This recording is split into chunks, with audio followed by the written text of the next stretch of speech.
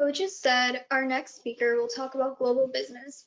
She has more than 35 years of experience in information technology. She started her career doing hands-on custom development for the US Air Force and advanced to database and systems design.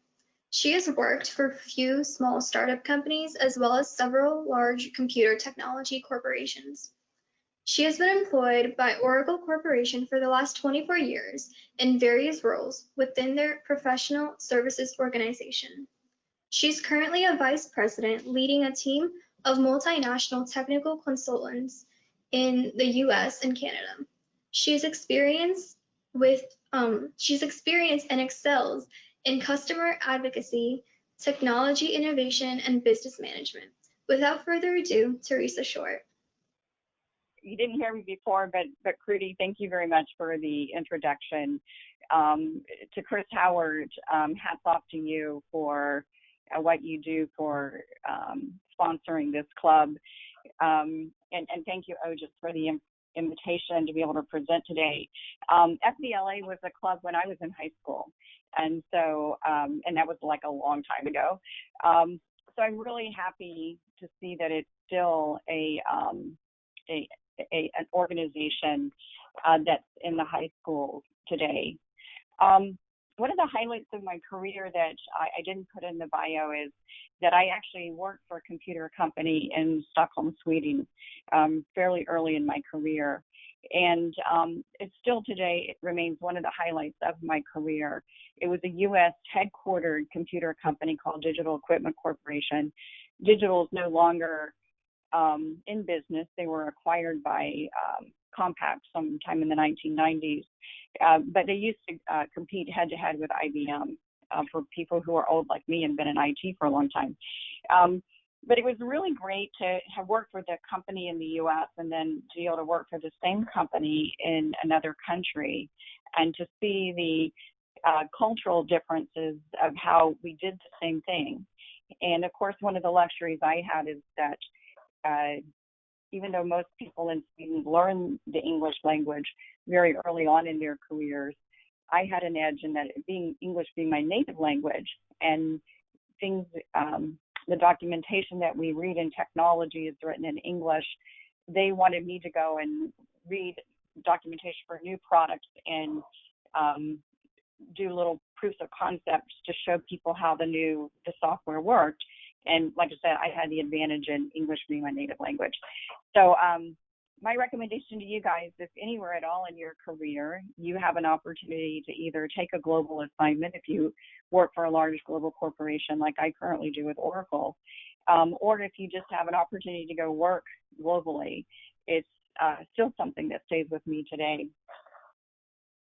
So when Ojas asked me to speak to the team today, I was trying to figure out, okay, so you've been doing this for almost 40 years, did not think I was going to start with technical issues. And how do you take that and put it into a common theme? So I kept coming back with things I wanted to talk to you about, and they all began with the letter C, so I'm going to call this like the 4 C's of success. And the areas I want to talk to you about today are communication, critical thinking, collaboration, and continuous improvement. So communication. One of the best things that I can tell you about communication is to listen. And that might seem very obvious, but in today's world, it's a lot harder to do than it was when I started my career. There are too many distractions today. I very often find myself in meetings where people are coming in with their cell phones, people are coming in when they're with their laptops. They leave their laptops open and they're typing. You don't know if they're answering email. For me, when I'm visiting a customer, it's actually rude in that I've spent my time and the corporation's money to go into a meeting and people don't think my time's important enough. And certainly it's something that I would never do to a customer. Interestingly enough, one of the first years I started at Oracle, I had the opportunity to go to a meeting in Bangkok. And the people in Thailand are very, very formal. They actually gave us some rules of etiquette before we went into the meeting. And you had a certain way you needed to dress, a certain way that you would look at them. It was a very almost old school compared to how we work in the U.S. today. So anyway, big thing about listening. Even right now, if I was working at Oracle, I have so many ways to be interrupted. We have a lot of Zoom sessions, or I might be on the phone with one of my employees, and in that time I get text messages and Slack messages, and if I was on a Zoom, I'd have people talking to me privately, and it's very hard to remove those distractions and still be able to listen. The next thing I wanted to highlight is less is more. Sometimes we get caught up in thinking that if we have the longest report or the thickest binder, that we're providing the best information, but sometimes too much information makes it difficult to get to the point. And then when we're talking communication, I wanted to talk a little bit about email. I could probably spend an entire day talking about email and the do's and don'ts of email, but I wanted to highlight here is that you should never, ever put an emotional response in an email.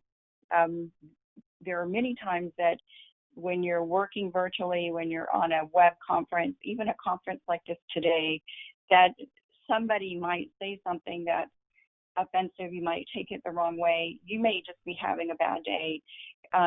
My recommendation there is to always, if you've got some emotion, if you're emotionally charged about the situation, is to actually type your email to yourself.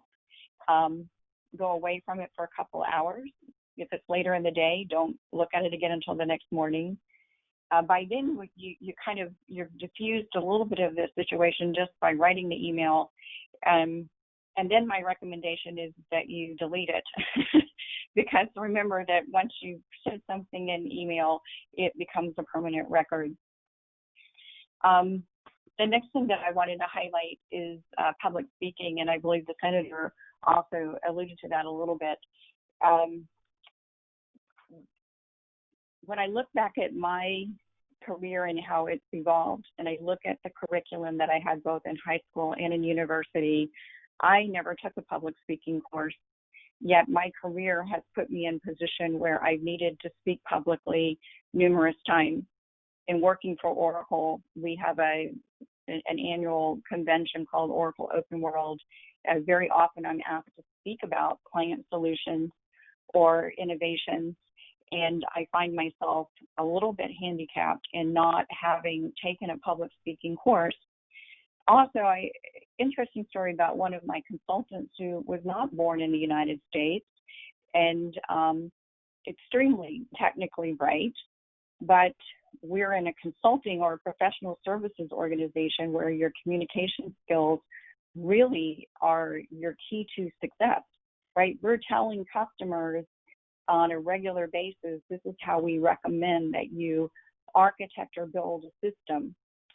And fortunately for my consultant, he had a manager who said, but, Teresa, he's so good. And I'm like, yes, but I can't understand anything that he says.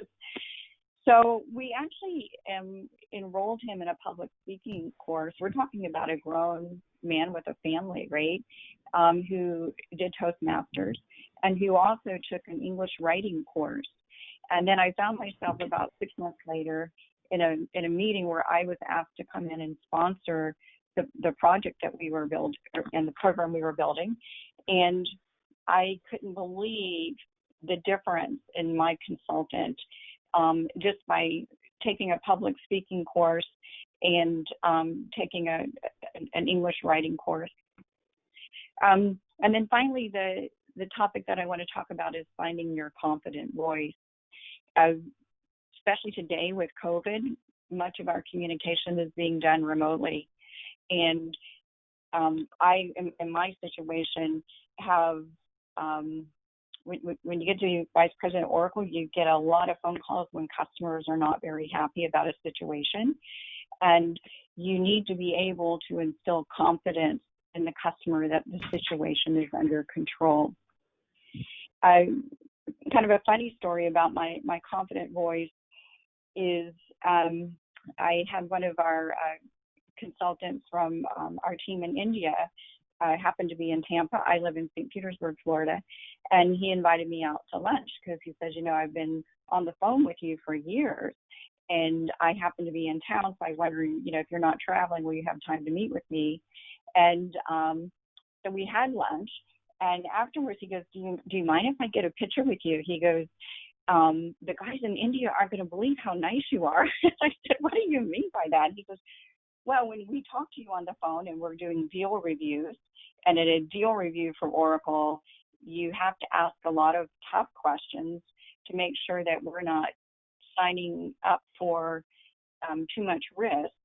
I think I use my overconfident voice. And he says, you sound very authoritative and everybody's afraid of you. And he goes, they won't believe how nice you really are in person, so I have to take a picture.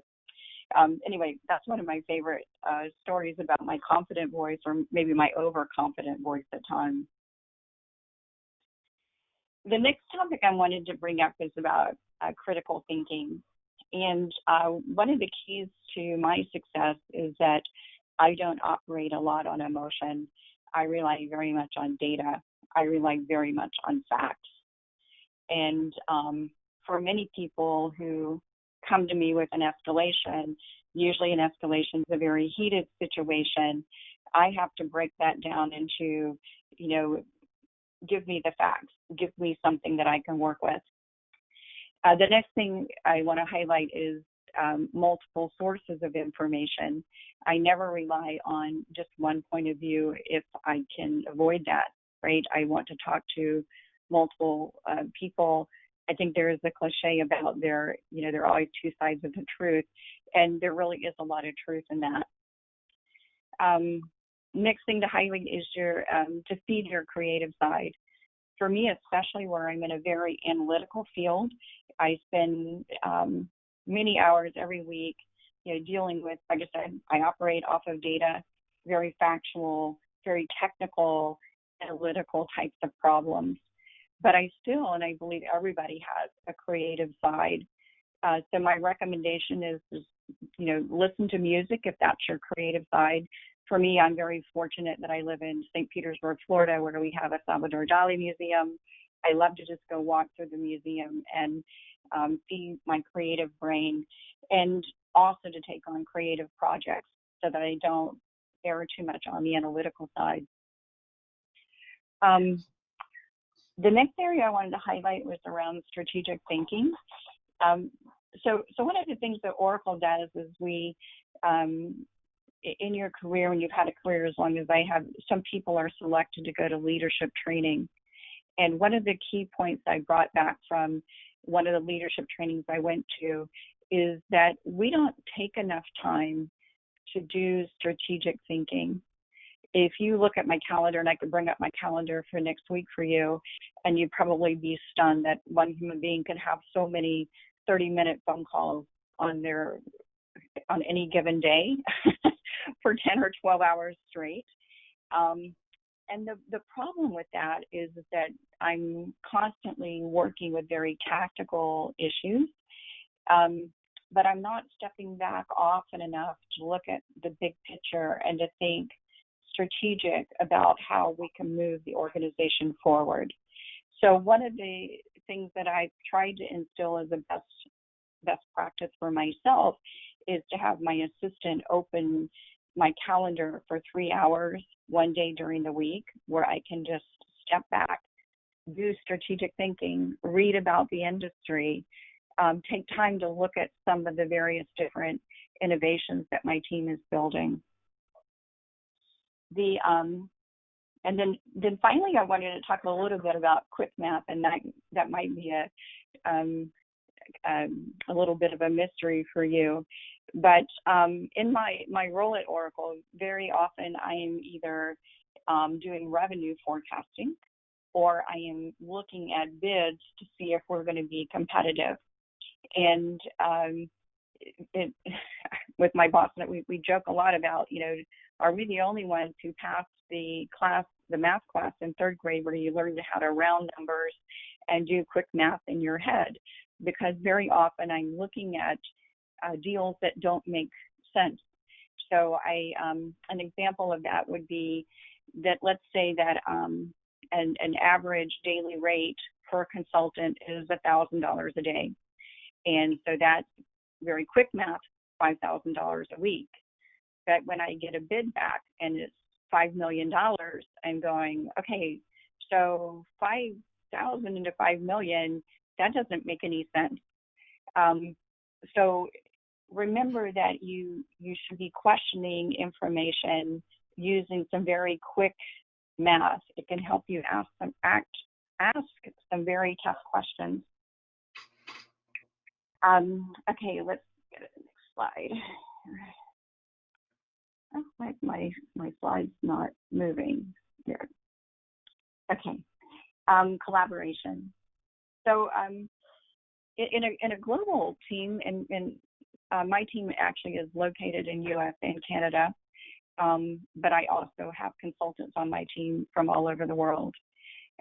We actually do a great job of collaborating, because one of the mantras that I stand for is that relationships are intentional. And you can ask my managers and some of the consultants on my team, they'll say, she says that all the time.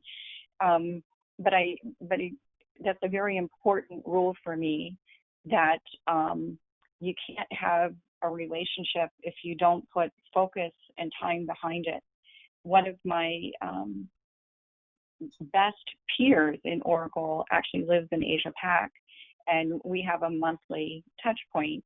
It's a very important meeting for us, because he wants to know what's going on in the US, right? We're headquarters.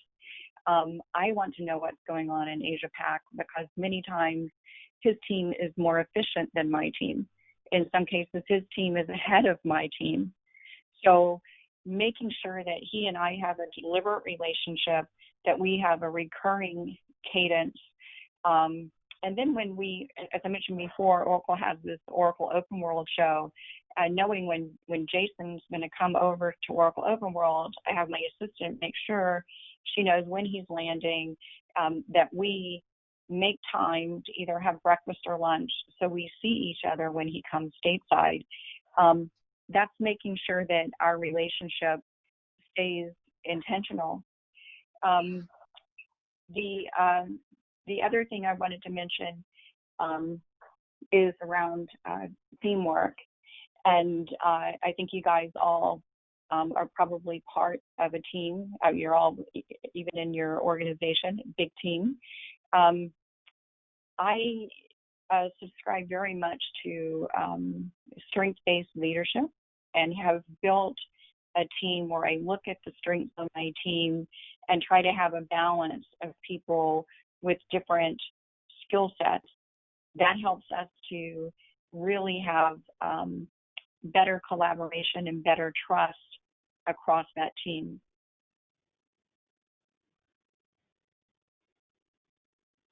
Then finally, I want to talk about continuous improvement.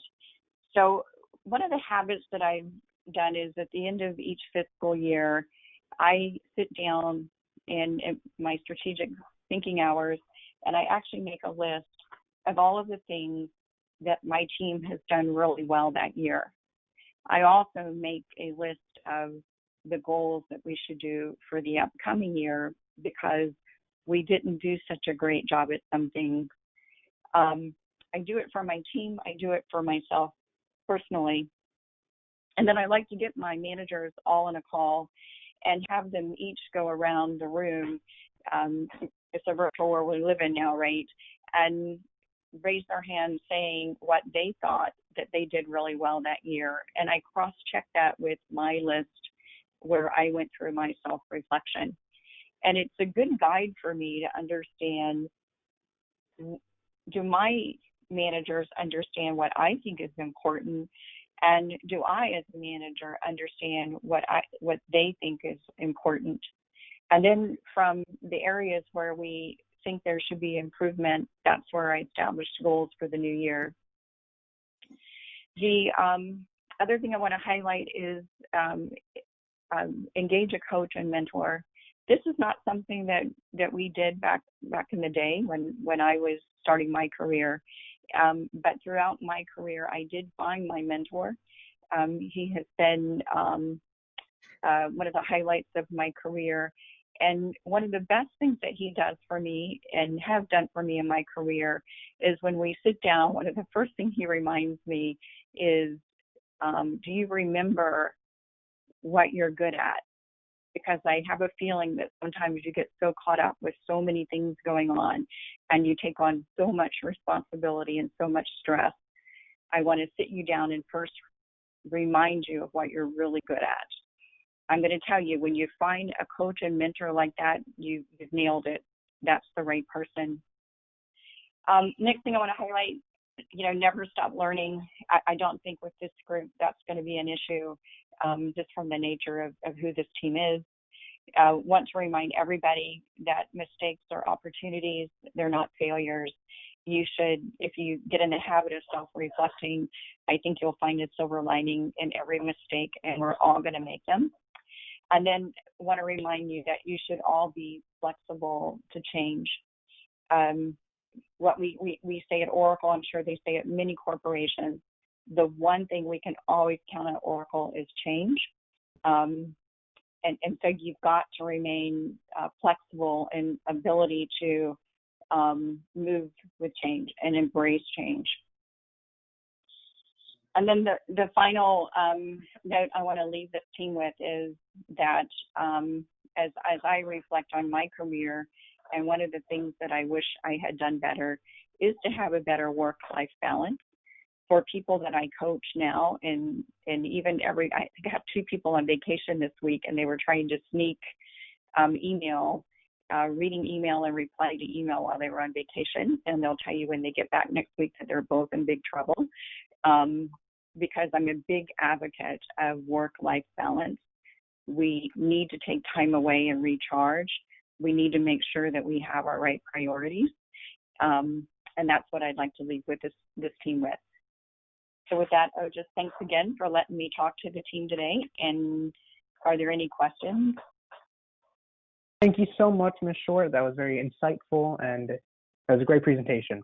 We have a few questions that have been pre-submitted, but if you have any questions at this time, like I said before, you can go to the questions pane on your GoToMeeting control panel. So our first question that we received is, what do you think the biggest is when we receive people from other cultures, and how can we work past that? We say that you cut off a little bit in the first part of the question. So what do you think the biggest issue is with cultural understanding when we're bringing in people, because Oracle is a global corporation, when we're bringing together people from all different cultures, what do you think the biggest issue is, and how can we work past that? Okay, I think that the biggest thing is trust. People are afraid of people that they don't understand. That's why one of my recommendations, if you have the opportunity, is to actually immerse yourself into that culture. One might even question, with Canada being so close to the U.S., is there really much cultural difference? But there really is a big cultural difference when you're actually working with Canadian customers, and the way that they communicate and the way that they like to be communicated, just the customs, the amount of time you spend with them. So I think that immersing yourself into that culture is the best way to understand it. Thank you. And I don't mean to give you a difficult interview like that field interview you talked about before. I don't want to give you any difficult questions. But what do you think what is your suggestion for all of us if we're working with people who aren't carrying their weight, or people who aren't contributing what they should be to the project? How can we work past that? That's one of my, interesting question. I go back to, collaboration and team, right? And I have had an experience where we had somebody on the team who was not pulling their weight, but we sat down and understand why they weren't pulling their weight. And it became a issue of their education or their understanding of the product. So I pulled the senior members of my team away and said, okay, so now we understand why this person can't keep up. And we have a choice here. We can either go and add a new person to the team, or if you guys want to keep this person here, we're going to have to agree collectively that we're going to pick up the slack and we're going to spend time training this person and bringing them along. But it's the team's choice. You know, I won't say, oh, just that everybody operates. That's more of a very democratic approach of how we handled our team situation, is letting the majority of the team decide on whether we would keep that team member and coach them and mentor them and let them be a little bit slower, as opposed to eliminating them from the team. But there are times that's really the only option. And then our last question, which we have right here, is for all of us students that are going to be entering the workforce soon, the business world, how can we make ourselves stand out for companies like Oracle? Well, the first one is your communication skills. I can't stress enough how communication is the key skill that will make you win in business. If you don't feel like you're a strong communicator, then you should find ways to practice. The example I gave you before, right, of my consultant who was trying to get promoted, and he wasn't standing out because his communication skills were killing him every time he got in front of me, right? I just think, I don't understand what he's saying. So I would say, if you really want to stand out, it's all around communication and how you present yourself. All right. Thank you so much, Ms. Short. And thank you for joining us. And we're really sorry about those technical difficulties. And I think all of our attendees, actually, wait, never mind. We actually have one question here, if I can just pull it up. I'm sorry about that. Neve or Vihan, can you please read out the question? Because I'm having some issues here. How does your experiences with this global corporation help you grow as a person, morally and mentally? Wow, you guys are really that's a tough. It's a well, one is that I love that I work for a global corporation, right? I just think that I have like a monthly call with our one of the guys in EMEA. You'd have to understand the guys in EMEA are very process-oriented, much more process-oriented than we are in the U.S. And so I love their point of view. But we have a sister team in India, and that's probably where I have the closest collaboration. My buddy Jason's over in Singapore, and I love my relationship with him. But the guys in India, that's my team. And they're always, hey, Teresa, when are you going to come see us? We talk to you on the phone all the time, but we want you to come visit us. And I've only had the opportunity to go see them one time in India. And it's just, it's great to see how our offshore team lives. I've been invited into their homes. They're, it's just nice to know that you're part of something globally, right? I don't know that that's answering your question. But, and actually we have division in Latin America too, that still a very different point of view on how business operates. So I don't know. I just say, if I had a choice between working for a U.S. only based company versus working for a global company, much happier that I worked for a global company. When COVID hit, it's not something that just is in the United States. It's something that we have our team in India as well. And how are they how are my offshore resources, going and working from home, setting up, so that they can be available to work on our projects. Just listening to the kind of problems they're solving and how much different it is over there. Interestingly enough, our leader on our India team said that, over here, we probably will do a better job than you will in U.S., because U.S. does not like to go and be stuck indoors. But over here, when they tell us we've got to be curfew, we will honor curfew. So I think it's just really good to understand their point of view. All right, thank you, Ms. Short. And with that, I think we've come to the end of our global business segment. And thank you so much, Ms. Short. And I think all of our attendees thoroughly enjoyed that. So